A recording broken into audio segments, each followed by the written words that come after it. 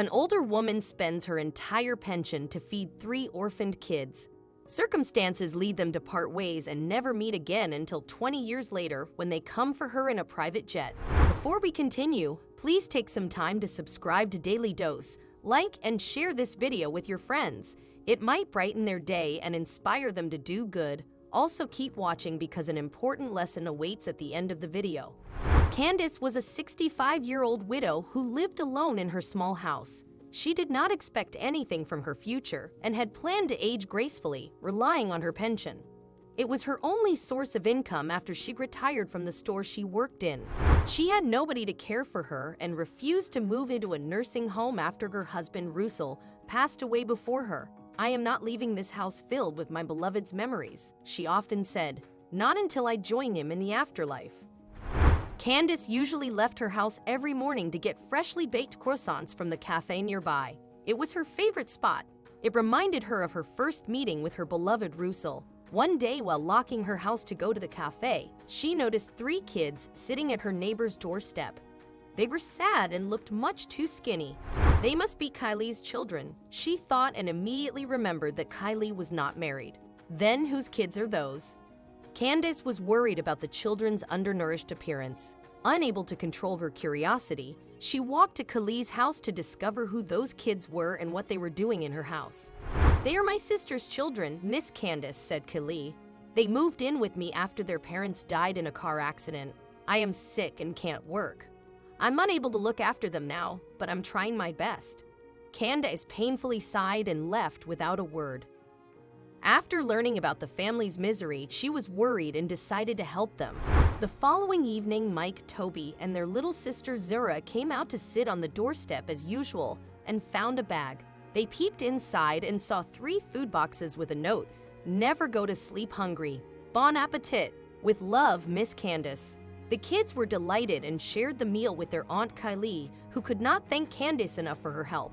But the older woman did not stop at that. She left food on Kylie's doorstep every evening to ensure the kids had something nourishing to eat and didn't starve. Candace spent her entire pension feeding the children and herself and quickly ran through her savings. But she was not concerned and continued to help the kids. One day, Candace walked up to Kylie's house after seeing many people gathered outside. It was a heart attack. "Poor kids, what will they do now?" she heard someone say. Candace was terrified as she marched through the crowd and entered the house, only to see Kylie lying in a coffin. She had died of a heart attack the previous night, and the kids were orphaned again. Mike, Toby, and Zora stood beside their aunt's casket, mourning and seemingly clueless about what was in store for them. "Don't worry, sweethearts. Please stay strong. I'm there for you." Candace hugged the kids. She took them home after the funeral, determined to care for them with her pension. But things headed in a different direction when 2 social workers from Child Services arrived on her doorstep 2 days later to take the children away. "We are sorry, but we cannot allow the kids to stay with you. You cannot be their guardian unless you adopt them legally. We are sending them to the shelter," said one of the men. Candace was heartbroken. The children were gone, and it hurt her even more whenever she saw their vacant home and the empty doorstep. Candace wanted to adopt them, but it was too late. Mike, Toby, and Zara were adopted by an anonymous family and were sent abroad. Candace put her palm over her eyes to cut the glare. "Hey, you must be Miss Candace," waved the driver. Candace was bewildered and shyly nodded before replying. "Yes, I'm Candace. Do I know you?" "I'm afraid not, but I'm here to take you with me. Your relatives are waiting for you at the airport," said the man, startling Candace. As far as she knew, she was an orphan and had no relatives. "My relatives, but I don't have anybody," she answered, confused. But the man wouldn't move until Candace finally agreed to get into the car and ride with him to the airport to see who was waiting for her. "My relatives? But they are all dead," she grumbled, unprepared for the biggest shock of her life. Moments later, the driver took Candace by her hand and led her to a private jet waiting for her. She saw 2 young men and a lovely young woman in a wedding dress wave at her and walked down the steps.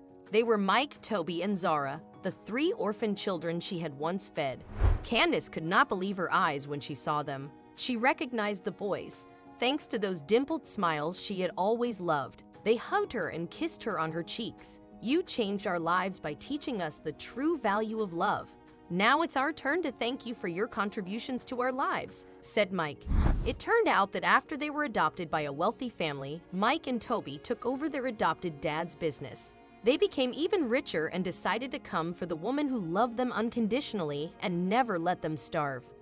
"Please allow us," said Toby as he led a surprised and emotional Candace to the private jet. "It's my special day today," cried Zara, "and I want you to be there, not as my guest, but as my grandma." Candace was moved to tears as she took slow, baby steps up the stairs. She flew to Hawaii to attend Zora's wedding. Candace had never been so happy in her life. She was so lively at the ceremony and enjoyed singing and dancing. As an added joy, Mike and Toby asked her to move in with them after the wedding. Although Candace was touched, she refused. "That house holds my husband's treasured memory. I'm sure you can visit this old granny often." She laughed, politely dismissing the offer. The guys were moved to tears by Candace's response and vowed to visit her. "Today is the best day of my life," she cried, hugging Mike, Toby, and Zara as they posed for a beautiful picture, hugging her. What can we learn from this story? Be kind to others. You may not know what they are going through. Despite her pension being her only source of livelihood, Candace spent it to feed her orphaned neighborhood kids. Be grateful to those who helped you overcome your struggles. Mike, Toby, and Zora never forgot their kind neighbor Candace and her help when they starved 20 years ago. They came for her in a private jet and took her to Zara's destination wedding. They even invited Candace to move in with them, though she politely declined the offer.